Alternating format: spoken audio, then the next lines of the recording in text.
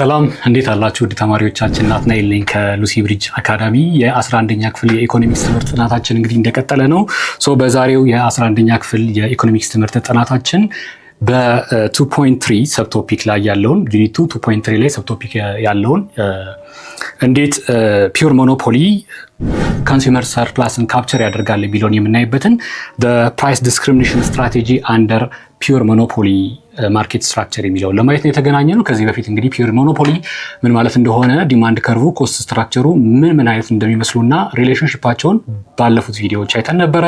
ከዚህ በፊት የነበሩትን ቪዲዮዎች ተመልሳችሁ እንድታዩ እንግዲህ ላስታውሳችሁ ፈልጋለሁ። በቀጥታ ወደ ዛሬው ሴሽን ከመግባቴ በፊት ሁልጊዜ እንደማስታውሳችሁ lucybridgeacademy.com የሚለው ሳይት ብሪፍ ኖቶች አሉት፣ መጠቀም ይቻላል። ፐርሶናላይዝድ የሆነ ኤአይ አሲስታንት አለው። ፕላስ ዛት ኩዌስችን ባንኮች አሉት፣ እሱ መጠቀም ይቻላል። በሁሉም የሶሻል ሚዲያ ፕላትፎርሞች ደግሞ ቤተሰብ በመሆን ፊድባክ ልትሰጡን ትችላላችሁ። በዛሬው የ11ኛ ክፍል ሴሽናችን ዩኒት 2.3 ፓርት 3 የምናየው እንግዲህ ፕራይስ ዲስክሪሚኔሽን የሚባለው ኮንሴፕት ፒውር ሞኖፖሊ ማርኬት ስትራክቸር ላይ ምን ማለት ነው የሚለውን ነው። እንግዲህ ፒውር ሞኖፖሊ ማርኬት ስትራክቸር ላይ ያለው ፈርም ፕራይስ ዲስክሪሚኔሽን ማምጣት የፈለገበት ይህን ስትራቴጂ ማምጣት የፈለገበት ብቸኛው ምክንያቱ እንግዲህ ምንድን ነው? በዳውንዋርድ ስሎፒንግ ምክንያት የተፈጠረበትን፣ በፕራይስ ኢፌክት ምክንያት የተፈጠረበትን አንካፕቸርድ ኮንሱመር ሰርፕላስ ካፕቸር ለማድረግ ወይም ደግሞ ዴድ ዌት ሉዝን ለኢሊሚኔት ለማድረግ ነው። ምን ማለት ነው? ከዚህ በፊት እንዳየነው እንግዲህ ማርጂናል ረቨኑ ከዲማንድ ከርቭ አንጻር ትዋይዝ አዝ ፋስት ፎል ያደርጋል ብለናል። ይሄ የሆነበት ምክንያት ደግሞ በፕራይስ ኢፌክት ነው። ምን ማለት ነው በፕራይስ ኢፌክት? ምክንያቱም ፒውር ሞኖፖሊ ራሱ ኢንዱስትሪው ስለሆነ ልክ እንደ ፐርፌክት ኮምፒውተር ስሞል ቸንክ አይደለም የሚወስደው፣ ሙሉን የኢንዱስትሪ ከርቭ which is the ዲማንድ ከርቭ ይወስደዋል። ዲማንድ ከርቭ ደግሞ በባህሪው ምንድን ነው? ፕራይስ ሲወርድ ነው ብዙ ዲማንድ የሚኖረው ኳንቲቲው፣ ፕራይስ ሲወጣ ኳንቲቲ ዲማንድ ይቀንሳል። ስለዚህ ምን አይነት ዳይሌማ ፌስ አደረገ ሞኖፖሊያችን? አይዘር it have to produce more output and sell with lower price, or ደግሞ it has to produce lower price and sell with high price ማለት ነው። ሎወር አውትፑት አምርቶ with high price መሸጥ ሊሆንበት ግድ ሆነ። with high price ከሸጠ ደግሞ አንካፕቸርድ የሆነ ኮንሱመር አለ፣ አፎርድ ማድረግ የማይችለውን ኮንሱመር አትሊስት ኮስት ፕሮዳክሽን ኮስቱን ሸፍነው ጥቂት ፕራይስ ከፍ ያለ አፎርድ ማድረግ የሚችል ኮንሱመርን እሱን ካፕቸር ማድረግ ይጠበቅብናል። ኢን ኦርደር ቱ ማክሲማይዝ ዋት አወር ረቨኑ አይደለም፣ ፕሮፊት ማክሲማይዜሽን፣ ረቨኑ ማክሲማይዜሽን ለአቴን ለማድረግ ይሄ አንካፕቸርድ የሆነውን አፎርድ ማድረግ የማይችል ሃይ ፕራይሱን አፎርድ ማድረግ የማይችል እየፈለገም አፎርድ ማድረግ ባለመቻሉ የማይገዛ ዲማንዱን የተወው ኮንሱመርን አቴን ማድረግ አለብን። ስለዚህ ዲስክሪሚኔት አድርገን ፕራይሱን ዲስክሪሚኔት አድርገን ምን ማለት አለብን?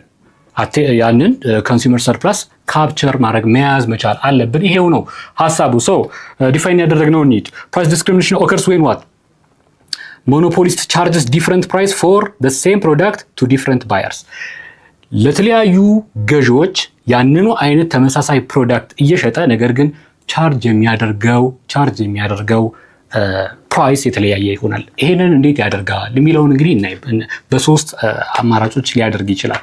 በሶስት ኮንዲሽኖች አማራጮች ሊያደርግ ይችላል። እንግዲህ ፕራይስ ዲስክሪሚኔሽን ኦብጀክቲቭ ምንድን ነው? ኦብጀክቲቭ ፕራይስ ዲስክሪሚኔሽን ኤምስ ቱ ማክሲማይዝ ፕሮፊት ባይ ካፕቸሪንግ ኮንሱመር ሰርፕላስ ኤንድ ኮንቨርቲንግ ኢንቱ አዲሽናል ረቨኑ። በቃ ዋናው ዓላማው ኮንሱመር ሰርፕላስ አፎርድ ሳያደርጉ ቀርተው የተተዉትን ኮንሱመሮች ካፕቸር በማድረግ ፕሮፊትን ማክሲማይዝ ማድረግ ነው ፕራይስ ዲስክሪሚኔሽን የሚለው ስትራቴጂ ዋናው ዓላማው። እንግዲህ ቤዝድ ኦን ዲግሪ በሶስት እንከፍላቸዋለን። ከዛ በፊት ዲግሪ ኦፍ ፕራይስ ዲስክሪሚኔሽን ሪፍሌክትስ ዋት how well the seller can segment the market and extract surpluses from different buyers.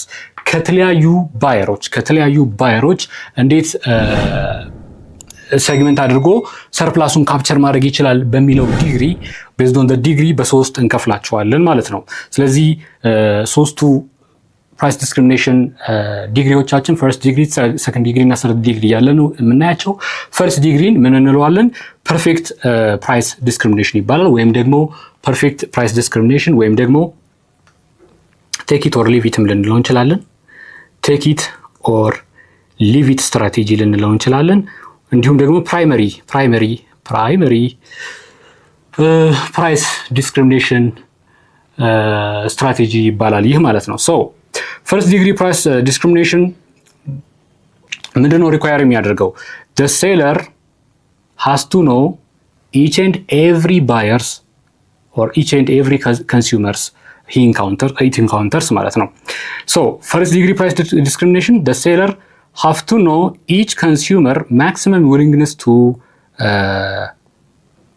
pay ለአንድ ነገር ለመግዛት ማክሲመም ሊከፍል ዊሊንግ የሆነው ያ ኮንሱመር ስንት ነው? ይሄን እስክሪፕቶ ለመግዛት 5 ብርን ብሸጥለት ይገዛል፣ 10 ብርን ብሸጥለት ይገዛል። 15 ብር ያልኩት ጊዜ ግን ይተወዋል።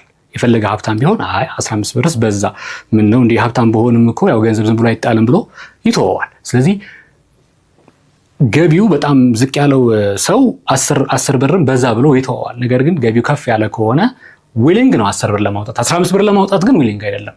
ከ5 ብር እና ከ10 ብር ግን 10 ብር ለማውጣት ዊሊንግ ነው። 5 ብር ደግሞ እጅግ በጣም ዊሊንግ ነው። ሶ ከፍ ያለውን ፕራይስ እኛ የምንፈልገውን ከፍ ያለውን ፕራይስ እስከምን ድረስ ዊሊንግ ሊሆንልን ሊስማማልን ይችላል እሺ ይችላል የሚለውን ኮንሱመሩን እንግዲህ ማጥናት ማወቅ ያስፈልገናል። በዚህ አፕሮች ዲስክሪሚኔት ካደረግን ፕራይሳችንን ማለት ነው። የዚህን የትምህርት ክፍል ሙሉ ቪዲዮ ማግኘት ከፈለጋችሁ ዌብሳይታችን ላይ አሊያም ደግሞ የሞባይል አፕሊኬሽናችን ላይ ማግኘት ትችላላችሁ። መልካም የትምህርት ጊዜ